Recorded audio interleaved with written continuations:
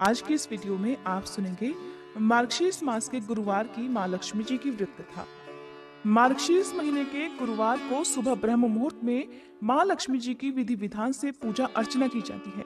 इसके बाद उन्हें तरह तरह के व्यंजनों का भोग लगाया जाता है। ऐसी मान्यता है कि अगहन यानी कि मार्गशीर्ष के महीने की गुरुवारी पूजा में माँ लक्ष्मी जी को हर गुरुवार को अलग अलग व्यंजनों का भोग लगाने से उनका आशीर्वाद जल्दी प्राप्त होता है। इस पूजा को करने के लिए किसी भी ब्राह्मण या पुरोहित की आवश्यकता नहीं होती। आप अपने आप भी इस पूजा को कर सकते हैं। अब सुनिए माँ लक्ष्मी जी की व्रत कथा।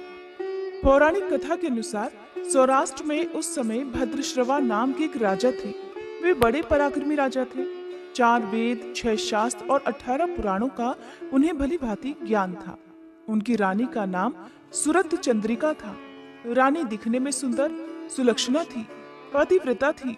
उन दोनों को 7 पुत्र और उसके बाद एक कन्या का वरदान मिला था। कन्या का नाम उन्होंने श्यामबाला रखा। एक बार महालक्ष्मी जी के मन में आया कि जाकर उस राजा के महल में रहे। इससे राजा को दोगुनी धन दौलत की प्राप्ति हो जाएगी और वह इस धन दौलत से अपनी प्रजा को और भी अधिक सुख दे पाएगा। गरीब के घर अगर लक्ष्मी रहेगी तो वह उसे स्वार्थी की तरह केवल अपने ऊपर ही खर्च करेगा।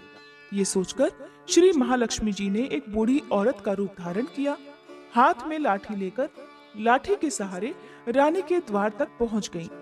हालांकि उन्होंने बूढ़ी औरत का रूप धारण किया था, लेकिन फिर भी उनके चेहरे पर देवी का सा तेज विद्यमान था। उन्हें देखते ही एक दासी सामने आई। उसने इनका नाम, धाम, कर्म, धर्म सब कुछ पूछ डाला। वृद्ध ब्राह्मणी का रूप धारण करके माँ लक्ष्मी जी कहने लगी, बालिके, मेरा नाम कमला है और मेरे पति का नाम भुवनेश है। हम द्वारिका में रहते हैं। तुम्हारी रानी पिछले जन्म में एक वैश्य की पत्नी थी। वह वैश्य बहुत गरीब था। गरीबी के कारण हर रोज उनके घर में झगड़े हुआ करते थे और उसका पति रोज उसे मारा करता था। इन बातों से तंग आकर एक दिन वह घर छोड़कर चली गई और जंगल में खाली पेट भटकने लगी। उसकी इस दुर्दशा पर मुझे बहुत दया आई। तब मैंने उसे सुख संपत्ति देने वाले श्री महालक्ष्मी व्रत की कथा सुनाई। मेरे कहने पर उसने श्री महालक्ष्मी का व्रत किया। श्री महालक्ष्मी प्रसन्न हुई और उसकी गरीबी दूर हो गई। उसका घर संसार, दौलत, संतति और संपत्ति से भर गया। बाद में पति पत्नी दोनों परलोक सिधारे। लक्ष्मी व्रत करने के कारण वे लक्ष्मी लोक में रहे। उन्होंने जितने साल महालक्ष्मी का व्रत किया उतने हजारों साल उन्हें सुख भोग मिला। इस जन्म में उसका जन्म अब राजघराने में हुआ है, परंतु वह श्री महालक्ष्मी का व्रत करना भूल गई है। उसे यह याद दिलाने ही मैं यहाँ आई हूँ। बुढ़िया की बातें सुनकर दासी ने उन्हें प्रणाम किया। फिर श्री महालक्ष्मी का व्रत किस तरह किया जाए इस बारे में उस बूढ़ी ब्राह्मणी से पूछा। तब बुढ़िया का रूप धारण किए हुए श्री महालक्ष्मी माँ ने दासी को पूजा की संपूर्ण विधि और महिमा बताई। इसके बाद दासी ने माता को प्रणाम किया और वह रानी को बताने महल के अंदर चली गई। उधर राज वैभव में रहते हुए रानी को अपने ऐश्वर्य का बहुत घमंड हुआ था। संपत्ति और अधिकार के कारण वह उन्मत्त हो गई थी। दासी द्वारा बताई गई बुढ़िया की बातें सुनकर वह रानी आग बबूला होकर राज द्वार पर आकर बुढ़िया रूपी श्री महालक्ष्मी पर ही बरस पड़ी। उसे यह नहीं पता था कि साक्षात श्री महालक्ष्मी माँ बुढ़िया का रूप धारण करके उसके द्वार तक आई हैं। परंतु रानी का इस प्रकार रूखा बर्ताव और अपना अनादर देखकर माता ने वहां ठहरना ठीक नहीं समझा और वे वहां से तुरंत चल पड़ी। रास्ते में उन्हें रानी की पुत्री राजकुमारी श्यामबाला मिली। उन्होंने श्यामबाला को सारी बात बताई। श्यामबाला ने सुना तो अपनी ओर से श्री महालक्ष्मी जी से अपनी माता के लिए क्षमा मांगी। माता लक्ष्मी को राजकुमारी पर दया आ गई। उन्होंने श्यामबाला को फिर श्री महालक्ष्मी व्रत के बारे में बताया। उस दिन मार्गशीर्ष मास का यानी अगहन मास का पहला गुरुवार था। श्यामबाला ने पूरी श्रद्धा और विश्वास से श्री महालक्ष्मी का व्रत रखा। फलस्वरूप राजा सिद्धेश्वर के सुपुत्र राजकुमार मालाधर से उसका विवाह हो गया। वह धन, दौलत, ऐश्वर्य और वैभव से माला माल हो गई। पति के साथ ससुराल में बड़े आनंद से दिन बिताने लगी। इधर श्री महालक्ष्मी जी का रानी पर प्रकोप हुआ। जिसके कारण राजा भद्रश्रवा का संपूर्ण राज्य और राज कारोबार नष्ट हो गया, यहाँ तक कि खाने के लाले पड़ गए। ऐसी हालत में एक दिन रानी ने राजा से निवेदन किया कि हे राजन, हमारा दामाद तो इतना बड़ा राजा है, धनवान है, ऐश्वर्यशाली है, क्यों ना उसके पास जाया जाए, उसे अपना हाल बताएं, वह जरूर हमारी मदद करेगा। रानी की बात सुनकर राजा भद्रश्रवा अपने दामाद के पास जाने के लिए तैयार हुए। राज्य में पहुंचकर एक तालाब के किनारे थोड़ी देर विश्राम करने के लिए ठहरे। तालाब में पानी लेने आते जाते दासियों ने उन्हें देखा। उन्होंने विनम्रता से उनके बारे में पूछा। जब उन्हें ये पता चला कि वे रानी श्यामबाला के पिता हैं, तो दौड़ते हुए जाकर उन्होंने अपनी रानी को सारी बात बताई।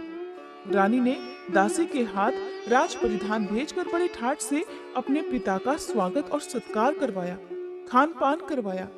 जब वे लौटने लगे तो सोने की मोहरों से भरा हुआ घड़ा दिया। राजा भद्रश्रवा जब वापस अपने महल में लौटे तो उन्हें देखकर रानी सूरत चंद्रिका बड़ी प्रसन्न हुई। जैसे ही उन्होंने सोने की मोहरों से भरे हुए घड़े का मुंह खोला, पर हाय भगवान, घड़े में तो धन के बदले कोयले भरे हुए थे, और यह सब श्री महालक्ष्मी जी के प्रकोप से हुआ था। इसी प्रकार दुर्दशा में उनके कई और दिन बीत गए। इस बार रानी खुद अपनी कन्या के पास गई। वह दिन अगहन मास का अंतिम गुरुवार था। श्यामबाला ने श्री महालक्ष्मी जी का व्रत किया, पूजा की और अपनी माता से भी व्रत करवाया। इसके बाद रानी अपने घर आ गई। श्री महालक्ष्मी जी का व्रत रखने पर उसे फिर से अपने राजपाट, धन दौलत और ऐश्वर्य की प्राप्ति हो गई। वह फिर से सुख, शांति और आनंदमय जीवन बिताने लगी। कुछ दिनों के बाद राजकन्या श्यामबाला अपने पिता के घर आई। उसे अपने घर आई देखकर सूरत चंद्रिका को पुरानी पिछली बातें याद आ गई। वह सोचने लगी कि जब उनकी दुर्दशा हुई थी तो कैसे उनकी पुत्री ने अपने पिता को घड़ा भरकर कोयला दिया था और कोई मदद ही नहीं की थी। तब जैसे ही श्यामबाला अपने पिता के घर में आई, उसका कुछ भी आदर सत्कार नहीं किया गया, बल्कि उसका अपमान किया गया, और उसने इस बात का बुरा भी नहीं माना। लेकिन अपने घर लौटते समय उसने पिता के घर से थोड़ा सा नमक ले लिया। अपने घर लौटने पर उसके पति ने पूछा कि अपने मायके से क्या लाई हो। इस पर उसने जवाब दिया कि वहाँ का सार लाई हूँ। पति ने पूछा, भला इसका क्या मतलब हुआ? श्यामबाला ने कहा, थोड़ा धीरज रखिए, सब पता चल जाएगा। फिर उस दिन श्यामबाला ने कई तरह के भोजन बनवाए और उसमें नमक नहीं डाला। बिना नमक का भोजन उसने अपने पति के सामने परोसा। जब पति ने भोजन किया तो सारा भोजन बिना नमक का था, इसलिए उसे बिल्कुल भी स्वाद नहीं आया। फिर श्यामबाला ने थाली में अपने पिता के यहाँ से लाया हुआ नमक डाला, जिससे भोजन में स्वाद आने लगा। तब श्यामबाला ने अपने पति से कहा, यही है वह मायके से लाया हुआ सार। पति को उसकी बात सही लगी। फिर वे दोनों हंसी मजाक करते हुए भोजन करने लगे। कहते हैं कि इसी तरह जो कोई भी श्रद्धा भाव से श्री महालक्ष्मी जी की पूजा करे, उसे माँ लक्ष्मी जी की कृपा अवश्य ही प्राप्त होती है। सुख, संपत्ति और शांति की प्राप्त होती है। सभी मनोकामनाएं पूर्ण हो जाती हैं। परंतु ये सब कुछ प्राप्त होने पर भी माँ लक्ष्मी जी की पूजा को भूलना नहीं चाहिए और हर गुरुवार को व्रत का पाठ अवश्य ही करना चाहिए।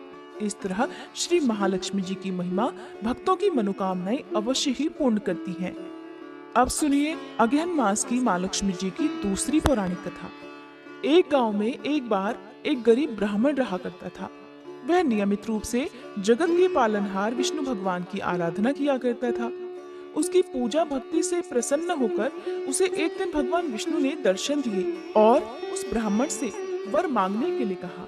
तब ब्राह्मण ने लक्ष्मी जी का निवास अपने ही घर में होने की इच्छा प्रकट की। तब श्री विष्णु ने लक्ष्मी जी की प्राप्ति का मार्ग उसे बताया। उन्होंने बताया कि मंदिर के सामने एक स्त्री आती है जो यहाँ आकर उपले थापती है। तुम उसे अपने घर आने का निमंत्रण दे देना, वही देवी लक्ष्मी है। साथ ही विष्णु भगवान ने ब्राह्मण से कहा कि जब धन की देवी लक्ष्मी तुम्हारे घर पधारेंगी, तब तुम्हारा घर धन और धान्य से भर जाएगा। ऐसा कहकर श्री विष्णु जी अंतर्ध्यान हो गए। अगले दिन वह ब्राह्मण सुबह ही मंदिर के सामने जाकर बैठ गया। लक्ष्मी जी उपले थापने के लिए आई तो ब्राह्मण ने उनसे अपने घर आने का निवेदन किया। ब्राह्मण की बात सुनकर लक्ष्मी जी समझ गई कि यह सब विष्णु जी के कहने पर ही हुआ है। तब लक्ष्मी जी ने ब्राह्मण से कहा कि मैं तुम्हारे घर चलूंगी, लेकिन इसके पहले तुम्हें महालक्ष्मी व्रत करना होगा। तुम मार्गशीर्ष महीने के हर गुरुवार को मेरा व्रत और पूजन सच्चे मन से करके व्रत की कथा अवश्य ही पढ़ना और सुनना, तब मैं तुम्हारे सारे मनोरथ पूर्ण अवश्य करूंगी। तब ब्राह्मण ने देवी के कहे अनुसार मार्गशीर्ष मास के गुरुवार को व्रत और पूजन किया और देवी को उत्तर दिशा की तरफ मुंह करके पुकारा, जिसके बाद माँ लक्ष्मी जी ने उस ब्राह्मण के घर में धन धान और सुख संपत्ति के भंडार भर दिए। इस प्रकार मार्गशीर्ष मास के गुरुवार के व्रत के प्रभाव से वह ब्राह्मण अंत समय में वैकुंठ लोक को गया। ये थी मार्गशीर्ष मास के गुरुवार के दिन सुनी जाने वाली माँ लक्ष्मी जी की पौराणिक कथाएं। अगर आपको ये वीडियो पसंद आई हो तो वीडियो को लाइक करके हमारे चैनल को सब्सक्राइब जरूर कीजिएगा।